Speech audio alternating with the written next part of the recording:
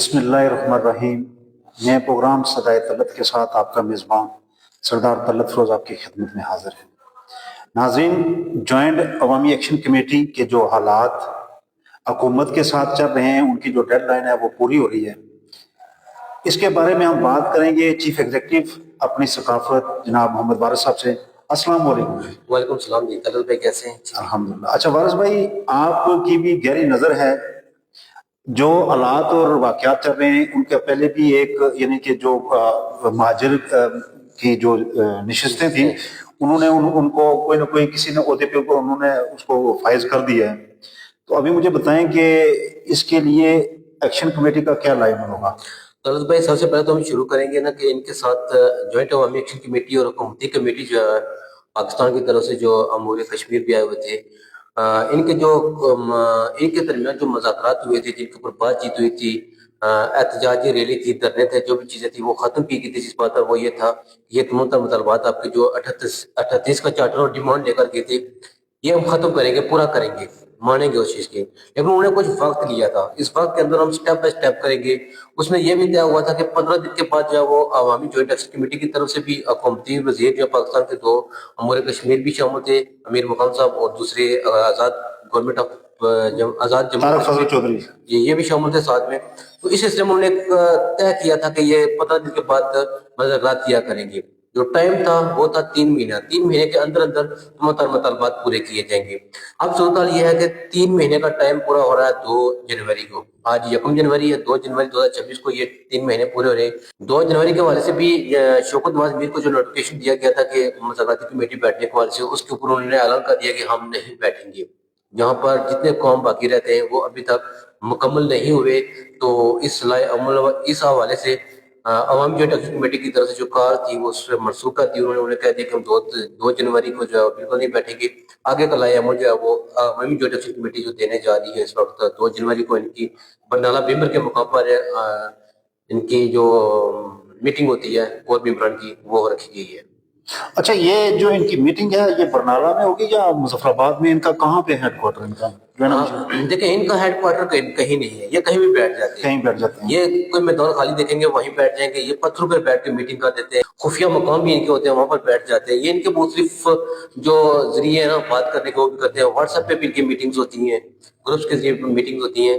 لیکن اگر یہ مظفر آباد میں کرتے ہیں تو شوکت نواز میر ان کی ہوسٹنگ کر رہے ہیں، راولہ کوٹ تڑکھل کے ایریا میں کر رہے ہیں تو عمر نذیر ان کی ہوسٹنگ کر رہے ہیں، سرساوا کوٹلی میں کر رہے ہیں تو یہ کیا نام ہے جو امتیاز اسلم صاحب کی ہوسٹنگ کر رہے ہیں۔ اگر یہ میرپور میں کر رہے ہیں تو وہاں کے جو خواجہ مہران ڈڈیال کے ہیں، دوسرے جو میرپور کے ممبر کے ہیں، وہ لوگ وہاں پر ہوسٹنگ کر رہے ہیں۔ سرسا میں کیا رہے ہیں تو وہاں بھی ان کے کور ممبران ہیں، وہ لوگ ہوسٹنگ کرتے ہیں۔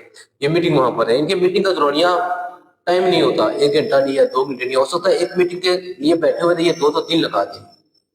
یعنی ان کا کوئی ایک جگہ مخصوص نہیں ہے جہاں پہ یہ بیٹھ کے میٹنگ کریں، اور یہ ان کی سب سے یعنی کہ بہترین بات ہے، اگر کوئی مسئلہ بھی ہو تو یہ ایک جگہ پہ اکٹھے ہو جاتے ہیں۔ تو ابھی کیا سمجھتے ہیں کہ ان کا جو لائحہ عمل آگے کیا سخت رد عمل ہوگا؟ میرے خیال میں حکومت نے جتنے بھی بار ان کے، کیونکہ یہ جو لاسٹ احتجاج کیا گیا تھا 29 سپٹمبر کے حوالے سے، وہاں پر بھی انہوں نے ہر چیز بند کی ہوئی تھی۔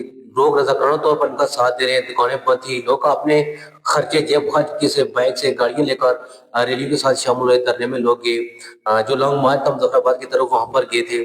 وہاں پر صرف اس بات پر انہوں نے اگریمنٹ کیا کہ اس وقت جو پاکستان کے جو وزیر ہے، پاکستان کی طرف سے مداخلت کی گئی ہے، وہ لوگ ضامن بنے تھے، گرانٹ بنے تھے اس چیز کے کہ ہم جو ہے وہ اس چیز کو کلیئر کریں گے، یہ مطالبات آپ کے مانے جائیں گے۔ جائز مطالبے 12 نشستیں جو مہاجرین کی تھی وہ انہوں نے اعلان کر دیا ختم کریں گے، یہ کریں گے۔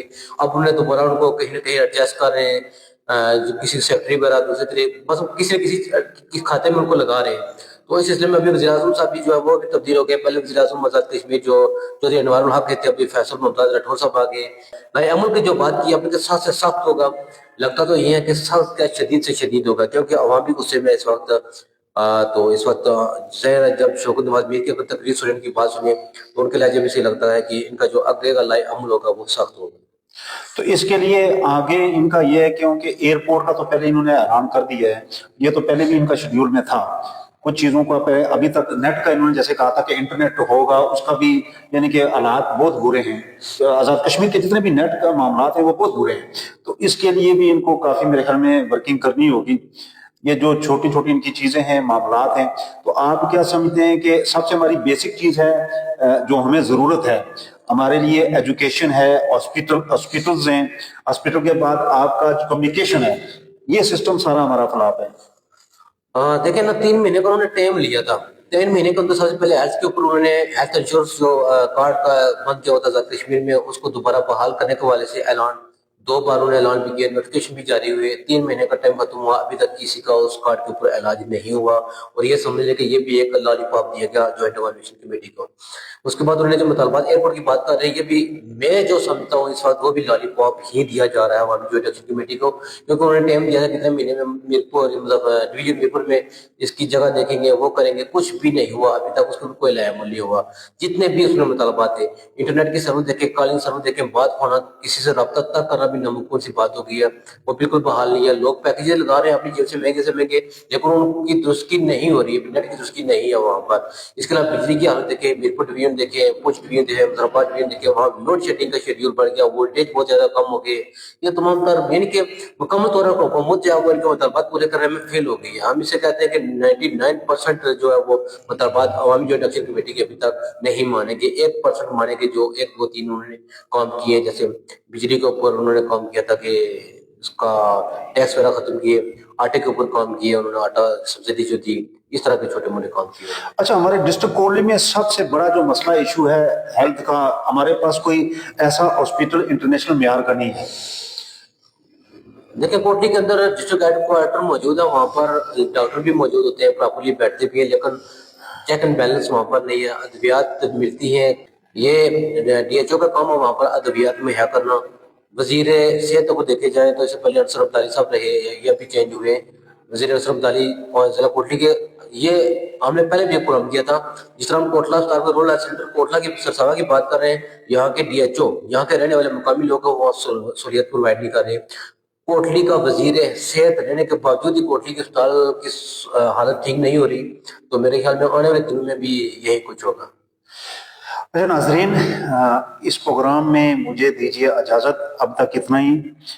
پھر نیکسٹ کسی پروگرام میں آپ کے ساتھ حاضر ہوں گے. اللہ حافظ. اللہ حافظ.